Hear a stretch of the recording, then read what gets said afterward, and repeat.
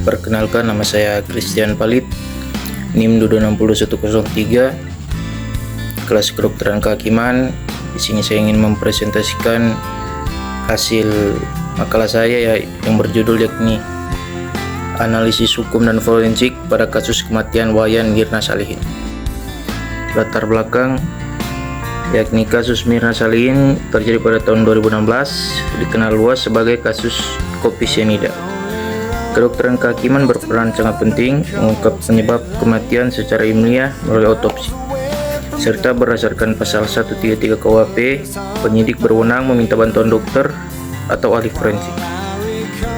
Kasus ini menunjukkan tarik-menarik antara hasil ilmiah forensik dan interpretasi hukum di pengadilan, dan menjadi tantangan muncul karena tekanan publik, media, serta kurangnya pemahaman antara aparat hukum dan dokter forensik. Yang menjadi rumusan dan tujuan penelitian yaitu yang pertama, rumusan masalah, bagaimana peranan kedokteran kehakiman dalam mengungkap kematian Mirna. Yang kedua, apa isu hukum yang muncul dari hasil otopsi dan pemeriksaan forensik. Serta yang ketiga, bagaimana solusi hukum dan kebijakan untuk memperbaiki sistem kedokteran kehakiman. Lanjut ke tujuan penelitian, yaitu yang pertama, untuk menjelaskan hubungan antara otopsi dan forensik dan pembuktian pidana, serta menganalisis persoalan hukum dan etika dalam kasus Mirna ini, serta memberikan rekomendasi solusi hukum dan kebijakan yang baru. Sekarang kita masuk pada materi peran kedokteran kehakiman. Kedokteran kehakiman berfungsi mengumumkan ilmu medis dan hukum pidana, serta otopsi membantu menentukan apakah kematian ini bersifat alami, kecelakaan, atau memang resmi tindak pidana. Berdasarkan pasal 184 KUHP, hasil otopsi merupakan alat bukti berupa keterangan ahli, serta dokter forensik wajib bersikap objektif dan independen, melandaskan kode etik kedokteran Indonesia atau yang disebut Kodeki. Berikutnya, tantangan yang dihadapi yaitu tekanan media, opini publik, dan fasilitas forensik yang masih terbatas di Indonesia.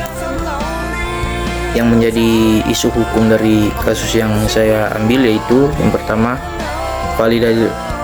validitas hasil otopsi, yakni kadar sianida rendah menyebabkan perdebatan tentang kekuatan bukti.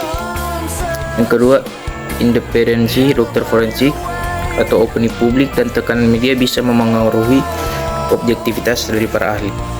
Serta ketiga, kerahasiaan hasil otopsi. Keluarga korban sulit memperoleh hasil pemeriksaan yang transparan, serta ketidakharmonisan ilmu dan hukum dalam kepastian, sedangkan ilmu forensik berdasarkan probabilitas. Yang menjadi selanjutnya yaitu kekosongan hukum. Belum ada undang-undang khusus yang mengatur kedokteran kehakiman secara rinci. Berikutnya yaitu solusi hukum dan reformasi sistem. Yang pertama yaitu perlu dibentuk undang-undang kedokteran kehakiman yang mengatur prosedur otopsi, kewenangan dan perlindungan hukum bagi dokter. Kedua yaitu transparansi hasil otopsi, yakni keluarga korban harus mendapat sajian atau penjelasan resmi tentang hasil pemeriksaan. Yang ketiga itu ada edukasi publik. Yang ketiga itu ada lembaga anti forensik nasional atau badan independen yang mengawasi integritas dan mencegah manipulasi hasil otopsi. Keempat yaitu ada peningkatan SDM dan fasilitas forensik atau berupa laboratorium toksikologi harus ada di tiap wilayah. Kelima yaitu edukasi publik, ubah persepsi negatif terhadap otopsi yang sering dianggap melanggar nilai budaya atau agama.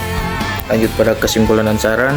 Kesimpulan yaitu yang pertama, kasus Mirna menunjukkan pentingnya kedokteran kehakiman sebagai alat ilmiah dalam proses pembuktian hukum pidana. Kedua itu hasil forensik harus digunakan secara objektif dan bebas intervensi. Ketiga itu ada diperlukan sinergi antara hukum, kedokteran, dan etika untuk mencapai kebenaran material. Yang menjadi saran yaitu segera bentuk undang-undang kedokteran kehakiman. Kedua, edukasi masyarakat tentang pentingnya otopsi demi keadilan. Keempat yaitu perkuat kerjasama antara dokter, penyidik, dan jaksa agar hasilnya tidak disalahartikan. Demikian presentasi saya terhadap makalah yang saya buat. dengan judul Analisis Hukum dan Forensik pada kasus kematian Wayan Mirna Salihin. Saya ucapkan terima kasih dan maaf jika bila ada kesalahan kata. Demikian, terima kasih.